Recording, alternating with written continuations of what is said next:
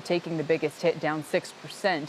That's not the only potential. Elon Musk knows that Pierre Poilievre is his guy in Canada.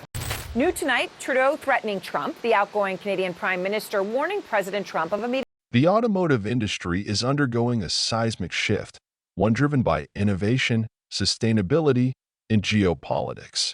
And at the center of this transformation stands Tesla, the electric vehicle giant led by Elon Musk, whose bold vision has reshaped the car industry. But what happens when trade policies, tariffs, and international relations collide with this future? Today, we explore the economic tensions between Canada, Tesla, and the lasting effects of Trump's tariffs on the global electric vehicle market. In 2018, former U.S. President Donald Trump escalated his trade war with China by imposing tariffs on steel and aluminum imports. These tariffs, which were initially framed as a national security issue, sent shockwaves through the global economy, affecting industries far beyond steel and aluminum, especially in sectors like automotive manufacturing. Trump's move to impose tariffs wasn't just aimed at China, it affected all U.S. trade partners, including Canada, a major exporter of steel and aluminum. And while the tariffs were meant to boost U.S. manufacturing, they created significant ripple effects in the global supply chain, especially for industries reliant on these key materials, like the electric vehicle sector. For Canada, the decision to impose tariffs was both a retaliatory measure and an assertion of its own economic sovereignty.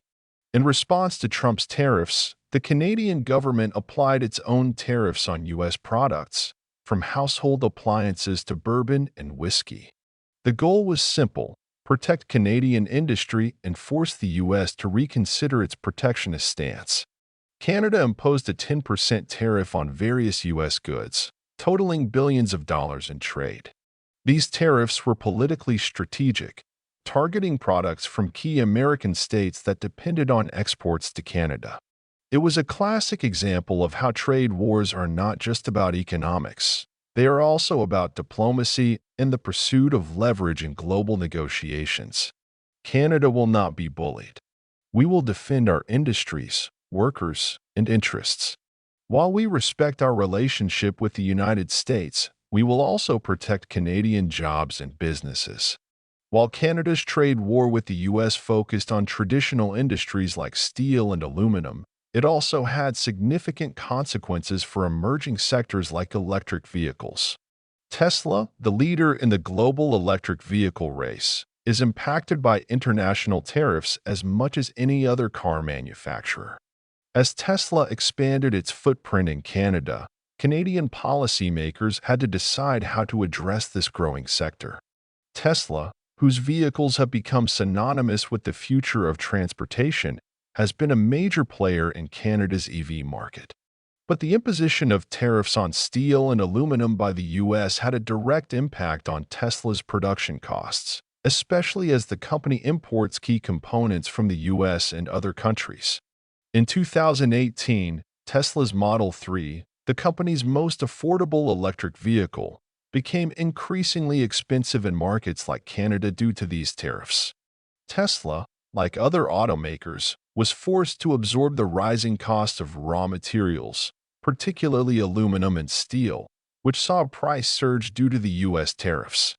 This had a direct impact on the final prices of Tesla vehicles in Canada, a country that imports a significant amount of materials and parts from the United States. The tariff increases led to a price hike of nearly 10% on certain Tesla models in Canada, frustrating consumers who had hoped to embrace electric mobility at a competitive price point. While Canada was not directly imposing tariffs on Tesla, the indirect effects of U.S. tariffs on manufacturing components and raw materials led to higher production costs. While Canada's trade war with the U.S. created challenges for Tesla's bottom line, Canadian policymakers found themselves in a difficult position. On one hand, Canada had a vested interest in protecting its own automotive industry, particularly the traditional players like General Motors, Ford, and Chrysler, who employ tens of thousands of Canadians. On the other hand, there was the issue of fostering innovation in the electric vehicle sector, which was rapidly gaining traction. Tesla, despite its popularity, faced significant competition in Canada from both traditional automakers who were transitioning to electric vehicles and new entrants into the electric mobility space. In response to the influx of EVs in Canada, the Canadian government debated whether to impose tariffs on foreign-made electric vehicles, including Tesla, to protect domestic industry and create incentives for local manufacturers. As the trade conflict between the U.S. and Canada continued, the Canadian government took proactive steps to diversify its trade relationships.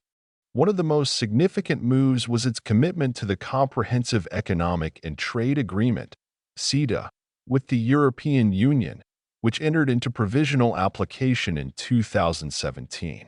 This deal aimed to eliminate most tariffs on trade between Canada and the EU, allowing for smoother market access and opportunities for Canadian businesses, including the EV sector. For Tesla, this deal opened new opportunities.